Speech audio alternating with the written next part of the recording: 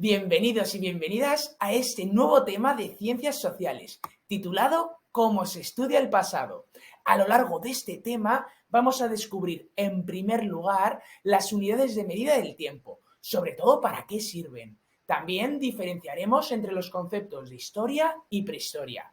Aprenderemos a agrupar los años y, finalmente, vamos a situar cada una de las edades de la historia. Vamos a comenzar con la medida del tiempo. ¿Para qué sirven las unidades del tiempo? Sirven para medir la duración de los hechos. Pero claro, dependiendo del hecho, podremos escoger dos tipos de instrumentos. Si queremos medir periodos cortos de tiempo, vamos a usar el reloj. ¿Por qué? Porque gracias al reloj podemos medir los minutos, los segundos, las horas. De lo contrario, si queremos medir periodos largos de tiempo, utilizaremos el calendario, porque a través del calendario podemos medir los días, las semanas, los meses e incluso los años. A continuación, vamos a aprender a cómo podemos agrupar los años. Nos vamos a tener que aprender 4 conceptos clave. El primero de ellos es un lustro. Un lustro es un periodo de 5 años. A continuación tenemos una década. Una década es un periodo de 10 años. Seguidamente tenemos un siglo. Un siglo es un periodo que engloba 100 años. Y finalmente, el último concepto es un milenio, que es un periodo de 1000 años. Además, también nos vamos a tener que aprender cuál es la unidad de medida que se usa en la historia. Y es el siglo. Y el siglo, los siglos, mejor dicho, se representan a través de los números romanos, que lo aprendimos en la asignatura de matemáticas. Para finalizar, también es importante resaltar cómo numeramos los años. Y se enumeran de 2 tipos. Tenemos aquellos que son antes de Cristo, con la abreviatura AC, y aquello que ocurrió después de Cristo, con la abreviatura DC. Antes de Cristo fue todo aquello que ocurrió antes del año 1. Recordamos, estamos en el año 2022. Pues imaginaros, todo lo que ocurrió antes del año 1 lo agrupamos en antes de Cristo. De lo contrario, después de Cristo engloba todo acontecimiento que ocurrió después del año 1. Nos adentramos a descubrir el concepto de la historia.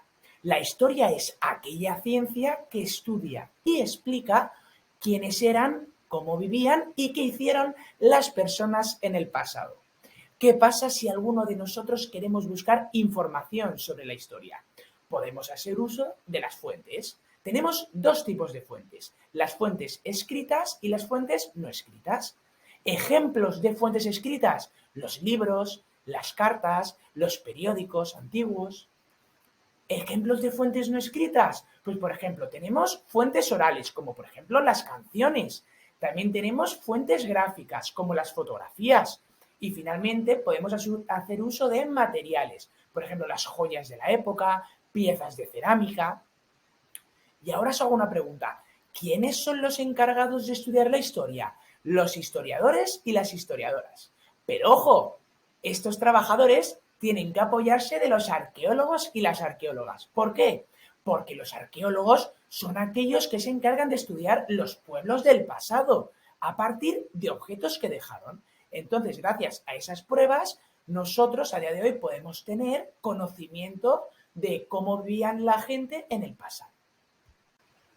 Llegamos ya al punto 4 del tema 7, a la prehistoria y a la historia. En primer lugar, vamos a empezar de manera cronológica, es decir, explicando la etapa de la prehistoria. La prehistoria es el periodo más antiguo y extenso de nuestro pasado.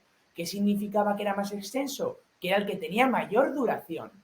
En la prehistoria es muy importante conocer unos hechos significativos. Por ejemplo, el inicio de la prehistoria significó la aparición de los primeros seres humanos. Y cuando terminó la prehistoria fue cuando se inventó la escritura. Pasamos ahora a la historia. La historia, a través de ella, podemos conocer cómo eran los protagonistas de la historia. Tenemos que tener en cuenta que si la prehistoria terminó con la invención de la escritura, la etapa de la historia comenzó con la etapa de la escritura. Y finalmente llegamos al último contenido del tema, a las edades de la historia. Os he preparado una línea del tiempo para que podáis ver cómo fueron desde la más antigua hasta la más reciente. Bueno, antes de nada conviene resaltar que antes de la historia tenemos la prehistoria, que significó la aparición de los primeros seres humanos. Y ya cuando terminó la etapa de la prehistoria fue cuando llegamos a la historia. Y tenemos 4 edades. La edad más antigua, como su propio nombre indica, se llama la Edad Antigua, que fue cuando se inventó la escritura. Cuando terminó esta edad, llega la Edad Media. En la Edad Media se produjo la desaparición del Imperio Romano como hecho fundamental. Seguidamente tenemos la Edad Moderna. ¿Cuál es el hecho de la Edad Moderna?